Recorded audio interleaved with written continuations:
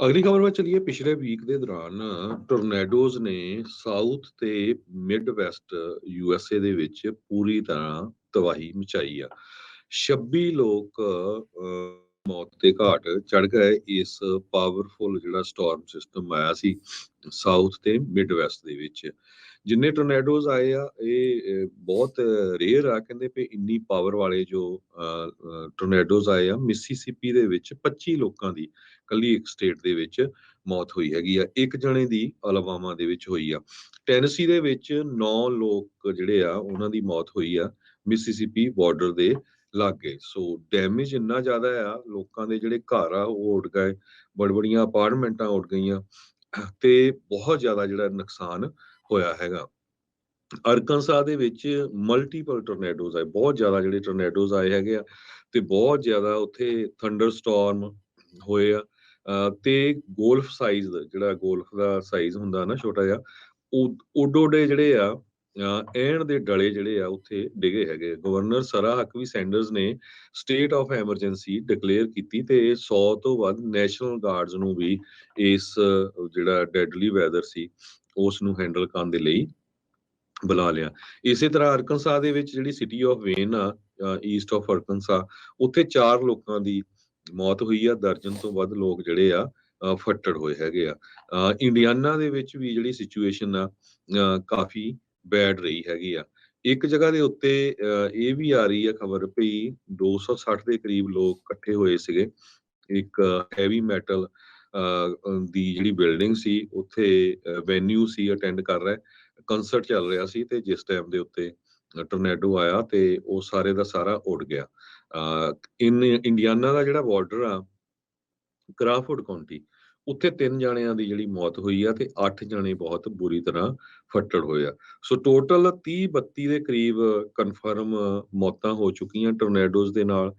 600 ਤੋਂ ਵੱਧ ਲੋਕ ਜਿਹੜੇ ਫੱਟੜ ਹੋਏ ਆ ਤੇ ਬਹੁਤ ਜ਼ਿਆਦਾ ਜਿਹੜਾ ਆ ਮਾਲੀ ਨੁਕਸਾਨ ਹੋਇਆ ਆ।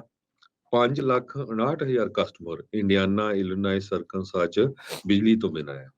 ਜੀ ਬਿਲਕੁਲ। ਸੋ ਮੌਸਮ ਦੀ ਜਿਹੜੀ ਹਰਜੋਤ ਸਿੰਘ ਜੀ ਇਹ ਤਬਦੀਲੀਆਂ ਕਲਾਈਮੇਟ ਚੇਂਜ ਦੇ ਨਾਲ ਇਹ ਜਿਹੜੇ ਇੰਟੈਂਸਿਟੀ ਇਹਨਾਂ ਦੀ ਜਿਹੜੀ ਵੱਧਦੀ ਜਾ ਰਹੀ ਆ, ਜਿਹੜੀ ਇਹਨਾਂ ਦੀ ਮਾਰ ਆ ਉਹ ਬਹੁਤ ਜ਼ਿਆਦਾ ਤਿੱਖੀ ਤੇ ਭਾਰੂ ਜਿਹੜੀ ਉਹ ਹੁੰਦੀ ਜਾ ਰਹੀ ਆ। ਹਰ ਸਾਲ ਇੰਨੇ ਜਿਹੜੇ ਕਹਿ ਸਕਦੇ ਆ ਇਨਫਰਾਸਟ੍ਰਕਚਰ ਦੇ ਲਈ ਇਹ ਬਹੁਤੀ ਚੀਜ਼ ਚੰਗੀ ਨਹੀਂ ਹੈਗੀ ਤੇ ਨਾ ਹੀ ਬਹੁਤਾ ਚਿਰ ਜਿਹੜਾ ਹਰਜੋਤ ਸਿੰਘ ਜੀ ਇਹ ਝੱਲੇ ਜਾ ਸਕਣਗੇ। ਆਰਥਿਕ ਸੰਕਟ ਇਸ ਦੇ ਨਾਲ ਆ ਸਕਦਾ ਆ। ਤੁਸੀਂ ਦੇਖੋ ਵੀ ਆ ਹੁਣ ਜਿਹੜੇ ਸਟਾਰਮ ਕੈਲੀਫੋਰਨੀਆ 'ਚ ਆਏ ਆ, ਬ੍ਰੈਡ ਬਾਸਕਟ ਇਸ ਨੂੰ ਆਖਿਆ ਜਾਂਦਾ ਹੈ ਦੁਨੀਆ ਦੀ। ਕਿੰਨਾ ਇੱਥੇ ਉਤਪਾਦਨ ਹੁੰਦਾ ਹੈ ਐਗਰੀਕਲਚਰ ਦੇ ਨਾਲ, ਜਦੋਂ ਉਹ ਸਾਰਿਆਂ ਨੂੰ ਨੁਕਸਾਨ ਪਹੁੰਚੂਗਾ ਤੇ ਕਿੱਥੇ ਤੱਕ ਜਾ ਪੈਣੀ ਆ ਉਹ ਚੀਜ਼। ਤੇ ਦੂਜੇ ਪਾਸੇ ਇੰਨੇ ਲੋਕਾਂ ਦੀਆਂ ਮੌਤਾਂ ਹਰ ਵਾਰੀ ਵੈਦਰ ਰਿਲੇਟਡ ਇਵੈਂਟਸ ਦੇ ਵਿੱਚ ਹੋਈ ਜਾਣੀਆਂ। ਆਪਾਂ ਡਿਵੈਲਪਡ ਨੇਸ਼ਨ, ਦੁਨੀਆ ਦਾ ਨੰਬਰ 1 ਮੁਲਕ ਦੀ ਜਿਹੜੀ ਉਹ ਗੱਲ ਕਰ ਰਹੇ ਆ ਤੇ ਸਥਿਤੀ ਇੱਥੇ ਬਣ ਕੀ ਰਹੀ ਆ। ਹਰ ਮਹੀਨੇ ਜਾਂ ਕੁਛ ਮਹੀਨਿਆਂ ਬਾਅਦ ਇੱਦਾਂ ਦੇ ਜਿਹੜੇ ਵੈਦਰ ਇਵੈਂਟਸ ਜਿਹੜੇ ਉਹ ਹੋਣੇ ਆ। ਇਹ ਹੁਣ ਸਾਫ਼ ਹੀ ਇੱਕ ਹਿਸਾਬ ਦੇ ਨਾਲ ਦਰਸਾ ਰਹੇ ਆ ਵੀ ਭਾਈ ਸਥਿਤੀਆਂ ਜਿਹੜੀਆਂ ਆ ਬਹੁਤੀਆਂ ਅਨੁਕੂਲ ਜਿਹੜੀਆਂ ਨਹੀਂ ਰਹਿ ਰਹੀਆਂ। ਜਿਹੜੀਆਂ ਮੌਸਮ ਦੀਆਂ ਤਬਦੀਲੀਆਂ ਤੇਜ਼ੀ ਦੇ ਨਾਲ ਜਿਹੜੀਆਂ ਹੋ ਰਹੀਆਂ ਤੇ ਹੋਰ ਗੰਭੀਰ ਰੁੱਖ ਅਖਤਿਆਰ ਕਰ ਰਹੀਆਂ ਆ।